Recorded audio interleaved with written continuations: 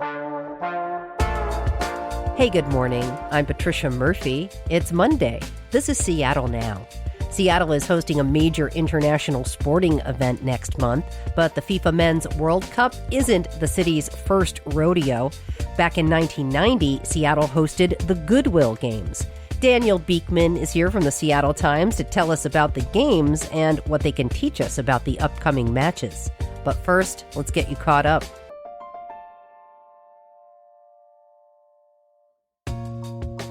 FEMA says it will reimburse Washington State $538 million for costs tied to the COVID-19 pandemic.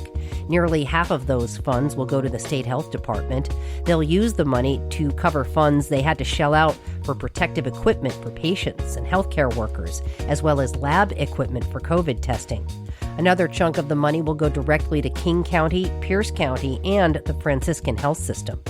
Washington State's newest Supreme Court justice will be sworn in today. Theodore Angeles was appointed in March by Governor Bob Ferguson to replace Justice Barbara Madsen, who retired. Angeles will be the first ever state Supreme Court justice of Middle Eastern descent. He spent the last 25 years in private practice at the Seattle law firm K&L Gates. He'll also be up for election this year to serve out the rest of Madsen's term, which goes through 2029. Today's ceremony begins at 10 a.m. And the Seattle Mariners are getting into the live music business. Ticketing giant Live Nation and the Mariners are teaming up to open a new music venue just across the street from the ballpark. They're redeveloping the old Pyramid Brewery building to turn it into a 5,500-person venue. Seattle Times reports the space will appeal to artists who aren't big enough to fill an arena, but have outgrown venues like the Paramount Theater. It's slated to open in 2029. We're back with more headlines on tonight's episode of Seattle Now.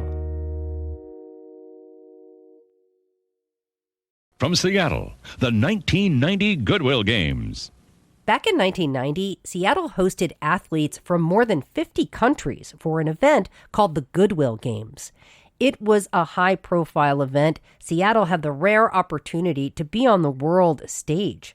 Larry King hosted some of the broadcasts. We're at the International Broadcast Center, our continuing coverage of the 1990 Goodwill Games. We're in beautiful Seattle. The women's gymnastic competition is down the road a piece in Tacoma. The Goodwill Games were an effort to create an alternative to the Olympics, where the Soviet Union and the United States could compete with one another amid Cold War tensions. Today, we are less than a month away from the FIFA Men's World Cup. Hundreds of thousands of people will be here in Seattle for maybe the first time. Seattle and the world are a lot different than they were back then. Seattle Times reporter Dan Beekman is here to take us back to the Goodwill Games and tell us what we can learn from that experience for the upcoming World Cup. Hey, Dan. Thanks for having me. Appreciate it. So the Goodwill Games, it sounds so lovely. What were they? They were a very interesting thing that people who weren't around back in Seattle probably have no idea about. They came out of the Cold War. So in the 1980s, the Olympic Games were having trouble bringing together the Soviet Union and their allies with the U.S. and its allies. And there were some boycotts. There was a U.S.-led boycott of the 1980 Olympics in Moscow, and there was a Soviet-led boycott of the 1984 Olympics in L.A., and so things weren't going well, and enter Ted Turner, the television mogul who recently passed away, actually earlier this month. His ambition was running high at that time. He had started CNN, bought the Atlanta Braves baseball team, won the America's Cup sailing race, and he said, I'm going to basically create world peace and make some money for my TV empire at the same time. So he created this thing called the Goodwill Games, which he sort of envisioned as an alternative to the Olympics, where there would be buy-in from the U.S. and the Soviet Union. They organized the first one in Moscow in 1986, and then was going to do a second edition in the U.S. in 1990, and various cities bid on it, including Seattle, and Seattle won. And so it was sort of like the Olympics, but with a very specific purpose to try to foster better relations between the Cold War powers. Yeah, and as you mentioned, very different time back in the 90s. How did Seattle and our state end up as a host city? And give people an idea of what Seattle was like in the 90s. This was the emergence of grunge as well. So the city was just really forming into what it would look like for many years.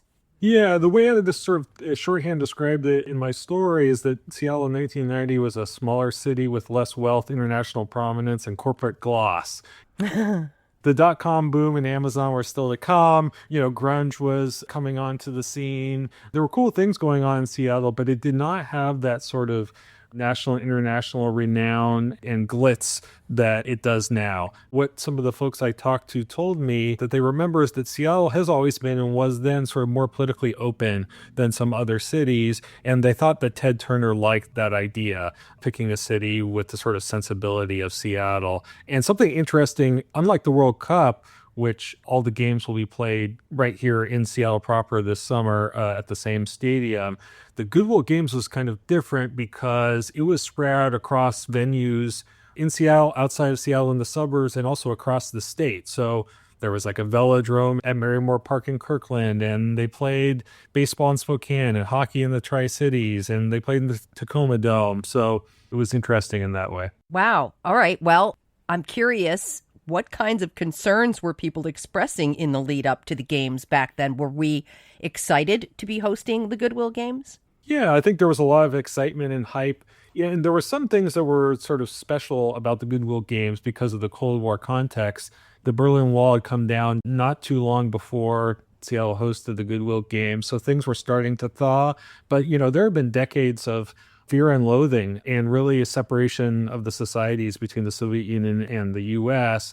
So that was a different context from now. But interestingly enough, going back in the news archives, a lot of the pressures on sort of local leaders were very similar, almost, eerily so. And it gives you sort of a sense of there's nothing new under the sun because there was a new mayor then, just like we have now. Then it was Norm Rice. There were local leaders looking at things like, can we get the security right? That's an issue now. There were police crackdowns on prostitution, sex work in the months leading up to the games on Aurora Avenue North. Sounds familiar. There are efforts to stamp out street crime and add public restrooms. There were concerns about homeless sweeps. And actually, the first tent city 1, emerged from the Goodwill Games context. So, a lot of those same issues that we're dealing with now were present then, and like the World Cup is sort of magnifying those debates and issues, the Goodwill Games did the same. Dan, you wrote in your piece about how the Goodwill Games emphasized cultural connection. What did that actually look like in practice? Because as we've been talking about, this was kind of the defrosting from the Cold War. We still weren't out of it. For sure. And, there's always sort of at least a veneer for an international sports event of the idea of bringing people together. That's definitely present with the World Cup. But the Goodwill Games did this in a really special and intentional way, and sometimes with some quirky results. I'll put it this way. Here's a paragraph from my story. Soviet sailors docked in Seattle. Soviet athletes sold their smelly uniforms to UW students as souvenirs. Russian artworks and artifacts were exhibited at the convention center. Bolshoi ballet dancers headlined an arts festival. Soviet and U.S. opera singers collaborated on a performance of War and Peace. Most unusually, an exchange program brought Soviet citizens to stay as guests in Seattle homes during the games, with help from the Rotary Club.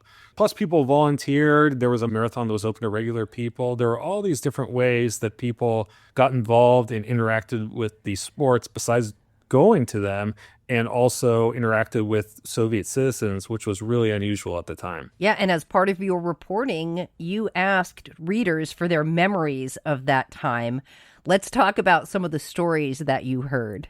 Yeah, I got really fun stuff from people who had personal memories. Just as some examples, I talked to a bus driver who that summer was driving around the different teams from the different countries that participated. And he told me that at one point he was driving the Soviet gymnastics team to the Tacoma Dome and had a crick in his neck, was rubbing his neck as he drove.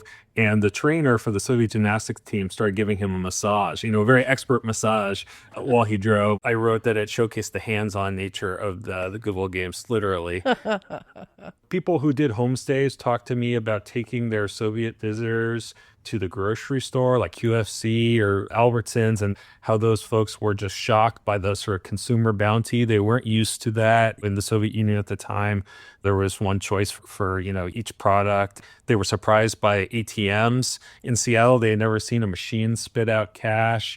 just fun and quirky stuff like that. One guy told me that he bought his Soviet guest, who was actually a team handball coach, a bottle of vodka, sort of assuming, the stereotype of hard-drinking Russians. And the guy showed up and was horrified. Like, I'm an elite athletics coach. We do clean living and like keep our bodies up. I don't drink alcohol.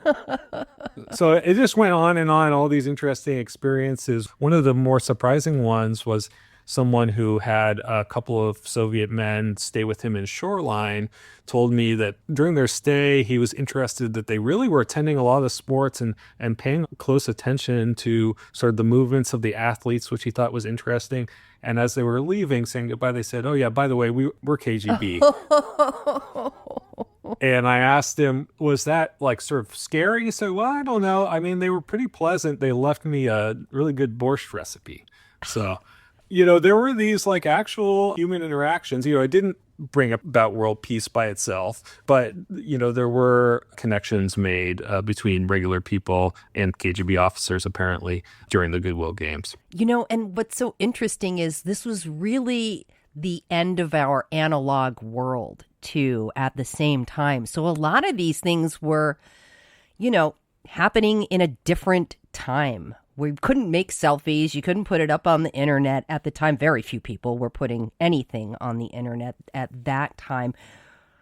What do you think you learned from all the people who wrote into you about what they took away from that experience during the Goodwill Games? Yeah, it was interesting because when I set out to report this story, I was partly interested in it because growing up in Seattle at the time I was 5. So I had these vague memories of the Goodwill Games, but like I was interested to learn more. And originally I was really focused on comparing to the World Cup in terms of preparations and sort of like the economic impact and things like that. And that was an important part of the comparison in the end.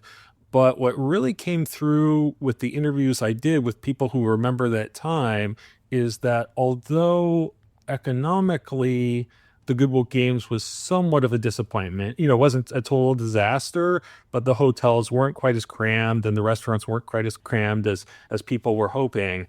A lot of people now, decades later, look back on it really fondly, and it's because of those personal connections or the sport that they saw for $10 or the chance to volunteer and feel like they were a part of something bigger and be proud of Seattle pulling it off. And it made me think that's really something, for people to focus on with the World Cup. And maybe it sounds corny, focus on making personal connections and the spirit of goodwill. But people truly, some people at least, felt like the Goodwill Games accomplished something with that really stuck with them. Seattle does have the capacity sort of as a city, a people, to come together and be in a good mood and welcome visitors. A bunch of people told me that despite in some ways this being a more cynical time, they felt with regard to politics and sports and sort of everything, that they did think that there was some sort of capacity there for Seattle to do this and do it in a welcoming way. So despite global tension and life in 2026, we may find the human connection after all. You a big soccer fan? Are you looking forward to seeing any games during the World Cup? Yeah, I'm a huge soccer fan, and I don't know that I'm going to be able to attend.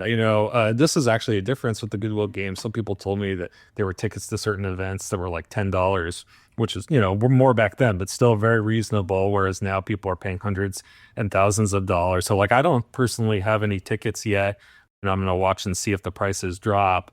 But it'll be cool to sort of just be around the experience. I actually went to the World Cup in 2014 in Brazil, and nothing's going to beat that experience, I feel like, not even the Seattle World Cup. So. Oh, yeah, that's amazing. But maybe we can host someone from outside the U.S. and say, nothing will beat the Seattle World Cup. Fingers crossed, maybe. Seattle Times reporter Dan Beekman, really appreciate it. Yeah, thanks for having me. Thanks for listening, and thanks to our generous donors for your financial support. Take a moment, rate and review the show on your favorite podcast app, or share it with a friend. Today's episode was produced by Brooklyn Jamerson Flowers. It was edited by Caroline Chamberlain Gomez. Our production team also includes Andy Hurst, Vaughn Jones, and Paige Browning. Greg Kramer does our theme music. Seattle Now and KUOW Public Radio are members of the NPR network. I'm Patricia Murphy. Talk to you tonight for Evening Headlines.